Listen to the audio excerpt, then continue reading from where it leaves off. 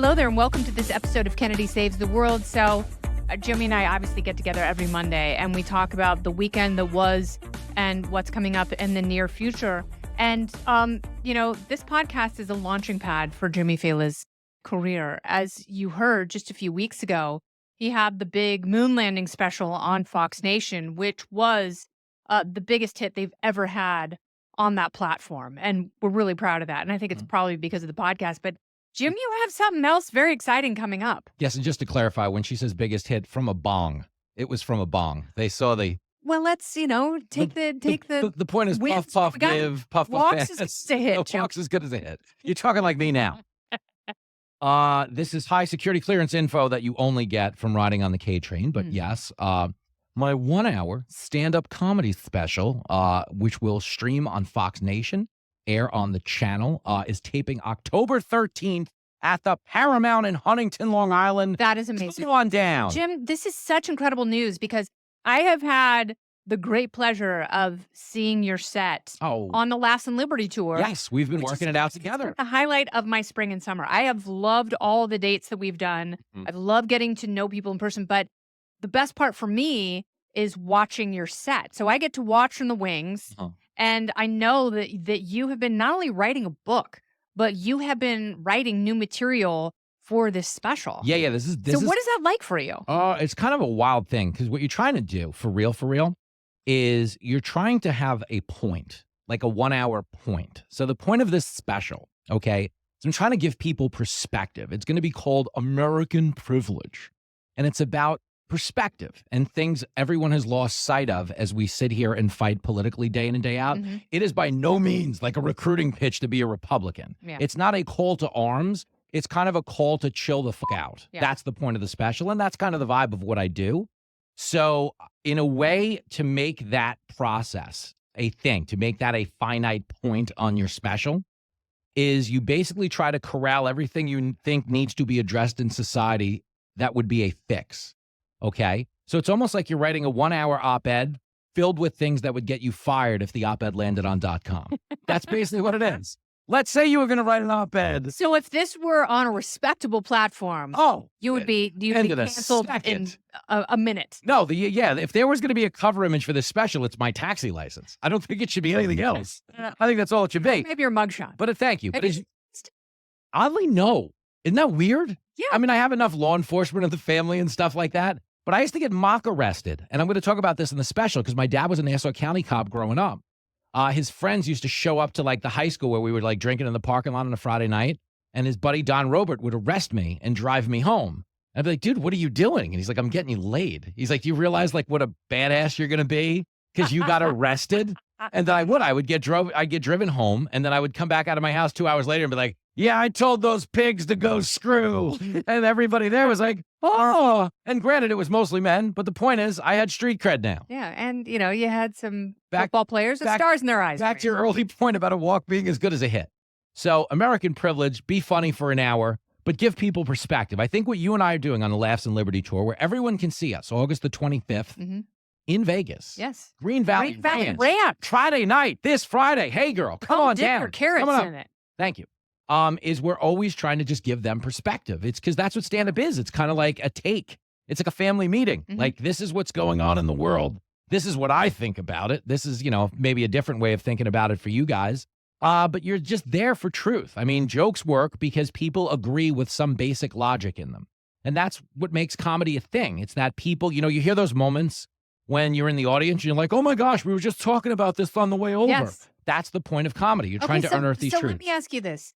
How do jokes come to you? Because you are one of the most prolific writers I have ever met. Truly. I mean, when you wrote on my show, The Topical Storm,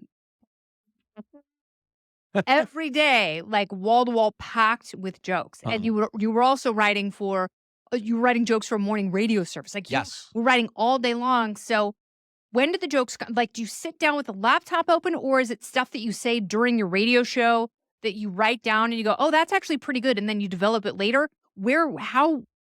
How does it happen? This is what I really think happens. I think anybody who wants to like write comedy professionally or, for any great ambition is if you just write all the time, your brain is calibrated to write even when you don't. Have you ever heard that story about like Elton John claims he wrote Tiny Dancer on a napkin in 45 seconds? It's probably true because he was probably working on that jingle, constantly working on something, and one day his brain just farted out Tiny Dancer, which he struck that part from the original lyric. Blue Jean Baby was originally called Farted Out Baby, but obviously it didn't have the same romantic over the piano. It's just not quite the same allure. But imagine to know. So the truth is I write every day in the morning. I'm usually writing freehand because I feel like your brain engages. I agree with you completely. I think it is very important for people who are trying to tap into something creative. You have to have two modalities going at once. You have to have your sight and touch. Like you have to have your hand moving. I think that's critically important. Don't go anywhere. More Kennedy Saves the World right after this. And I think so much of comedy, like when you're writing the news, when you're writing like the Topical Storm and stuff like that on your show, which is like, that's as much fun as I'll ever have because you're writing comedy against like a real deadline. What I mean by a deadline is not the show goes live at 7, which is technically true. The deadline of topical humor is you're performing surgery on a patient that's dying at midnight, no matter what. It's a carnival goldfish of humor. Yeah. Because there's no reruns in cable news. So everything we've ever done is only going to air when it airs and you're going to move on. Yes. So the reality of that is that you get like one look at this story as presently constituted. What stand-up allows you to do with the topic is a regents exam. Let's say I was doing a chunk on Joe Biden, which I don't foresee me doing, but if I was, you actually have the opportunity to frame the discussion in a way that will make jokes you told about Joe Biden last April work, in that little vacuum. But they won't work tonight. You know what I mean? Because what happens is now when it comes to topical humor, there is no shelf life. It's part of what helped Trump survive as a president. He would say crazy things, but 12 hours later, he'd say something crazier, and you couldn't go back. I mean, if you told a Kofifi joke, remember that? You'd be like the pimp, and I'm going to get you sucker, who gets out of jail in the old-fashioned, and he thinks he's cool, but he's getting laughed at. So I think the art of it... Like Austin Powers. Yes. It was, So that's what, stuck in the 60s and goes to the president, everyone's giggling at him. He's like, oh, that hurts. But he was still shagging. So I think what you're trying to do in a stand-up special is create a context where all of this joke evidence is admissible in the court of conversation.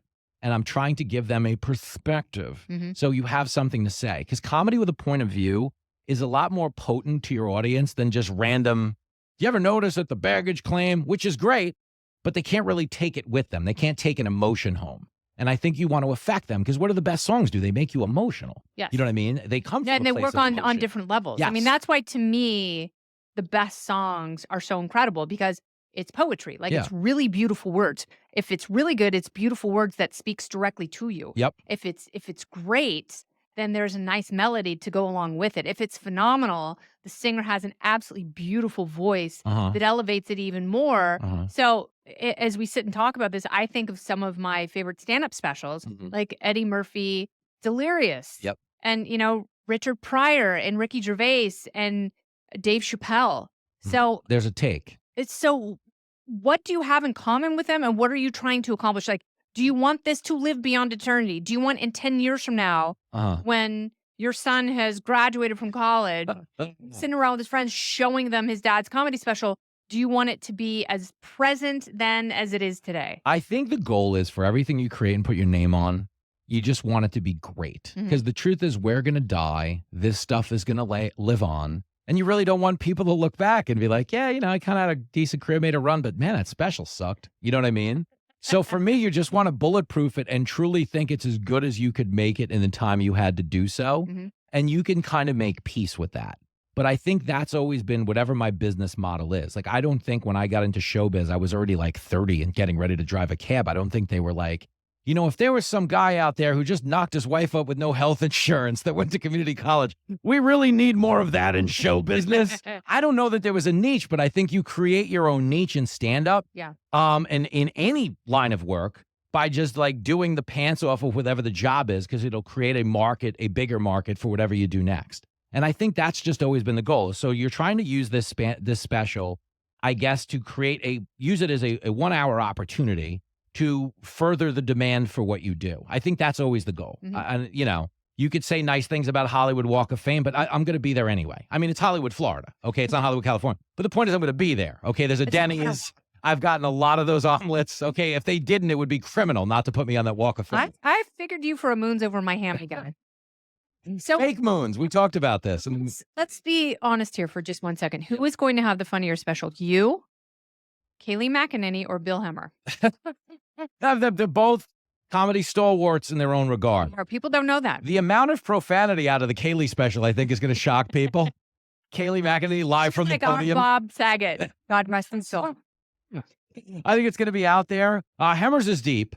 You know what I mean? Hemmer's like our Matthew McConaughey. Exactly. He's naked, bongos. Most of the special is him driving around in an empty Buick, just talking to himself, like that McConaughey commercial. But there's a quality to that. There's a quality to that. No. At the moment this goes live, it'll be really good. I mean, this is the one thing I don't feel bad about saying this because I've put in the work to get to wherever the hell I am when it comes to stand up. I am so dead on the inside from the 20 years of performing in like opium dens and stuff, and it's really only in the last 2 years that I'm actually going on stage, you and I, with people that are there specifically to see us. Yes. You know what I'm saying? I've always been the guy who goes on before the guy I've actually heard of. So to be the guy some people have semi-heard of, and to know you kind of have 20 years of doing this to draw on is actually going to be really good. That's the problem. I think it's going to tape, and then there's going to be such like, a void in my life that I think this ends with me becoming like a ballerina. Like, I think this ends with me transitioning. So, Jimmy Failla will be our tiny dancer here on Elton John's napkin. Jimmy Mulvaney. I think Do you have a name for the special yet? American Privilege. Okay. It's going to be called American Privilege. They're going to get some tough love, just like they do on the Laughs and Liberty tour. They do. Thank you. You know what I've realized, though? Mhm. They're asking for it. They want it. They need it. They want their hair pulled a little bit. Well, do they ever, Your Honor? Oh. Bitch had it coming. Jimmy, I cannot wait. I know that you are going to have a packed house and so much goodwill for people who haven't seen you live yet to be able to get to see this special. I personally cannot wait. Oh, it's a big deal. It's a big goddamn deal. I wonder if that chick's going to streak across the stage when I talk about dating divorced chicks in their 40s. There was a time not too long ago where I might have been on stage in like Arizona. Oh. And I did a bit about how if you're looking for love, you need a woman who's divorced with a couple of kids. And who should come streaking out from behind the curtain in the middle of my act? You don't say. I'm sure you were just getting your steps in. Exactly right, Jim. I was like, oh my gosh, I have to get to the other side of the stage. I might as well run right behind him. Oh, yes. All right, Jim, can't wait. Phenomenal, always and forever. This has been Kennedy Saves the World, along with Jimmy Failla and Kennedy. Listen ad-free with a Fox News Podcast Plus subscription on Apple Podcasts, and Amazon Prime members can listen to this show ad-free on the Amazon Music app. Oh, go ahead and leave me a review while you're there. I'd love to hear what you have to say. You've been listening to Kennedy Saves the World on the Fox News Podcast Network.